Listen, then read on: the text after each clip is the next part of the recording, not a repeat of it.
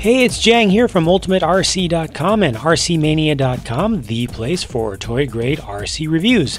This is the Hot Wheels RC Terrain Twister. It is a very unique vehicle, and I believe it was the very first RC to use twin Archimedes screw propulsion. It's inspired by some Russian experimental snow terrain vehicles. Now, while the Terrain Twister has just recently made its way into stores, it is not a new RC. It was originally sold under the Tyco Terrain Twister name, and I first reviewed it in 2006, which was actually towards the end of its initial run. So this here is nothing but a re-release. Nothing has changed, so you'll see that this review completely agrees with the old one that I did 6 years ago.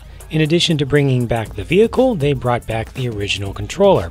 Now this looks fairly traditional and conventional, but it is not. All actual directional control and movement of the vehicle is controlled just from the left joystick. This thing over on the right changes how it tilts, spreading the screws apart or pinching them together.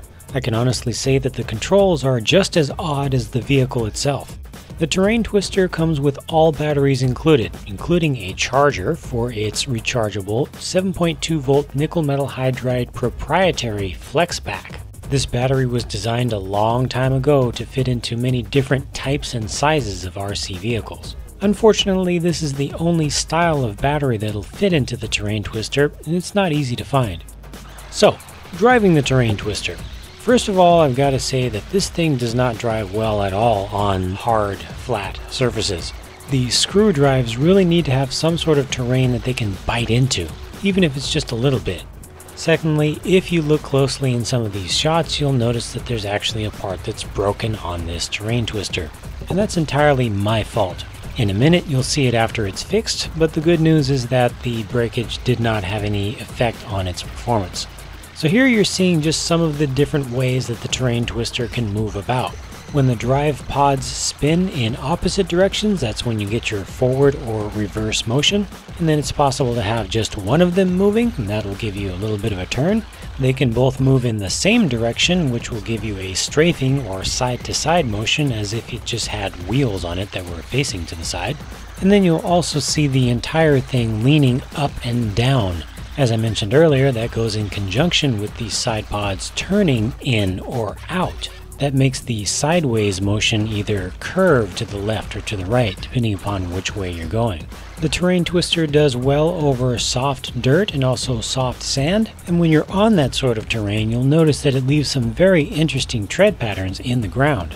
The Terrain Twister can also navigate over snow as long as it's not too soft and powdery. It just needs to be able to ride over the top and not sink down into the snow. The vehicle is mostly waterproof. You can't completely submerge it, but it is specifically designed to not only go in water, but on water. To me, this is the best thing about the Terrain Twister. It floats and drives right through the water. In fact, it's actually easier to drive it on water than it is on land. Because of the physics of the way that the propulsion units work, the controls slightly change when you go into the water, and now what used to give you side-to-side motion instead allows you to spin around in place. I found it to be a lot easier to get used to this control setup though, as you now just use the left joystick and you can leave the right buttons all alone. You want to be sure to drive on fairly calm water. If there are a lot of waves, those waves can splash up over the top, and some of that water can get down into the switch and the battery compartment. Follow the warnings in the instructions, make sure that once the vehicle slows down that you immediately bring it in, and you should never have to worry about it getting stuck out in the water, and you don't have to worry about it sinking. The only bad thing about driving in the water is when you try to drive it out of the water. The moment you touch land, the way that it has to be controlled changes, and that racked our brains every single time we did it. For the most success driving up an incline like this, we found it to be easiest trying to just drive sideways and use the right control stick to steer with. It's awkward, but effective. As was the case years ago, this is still a really cool RC, and there's just nothing like it. Thanks for watching. See you soon at RCmania.com.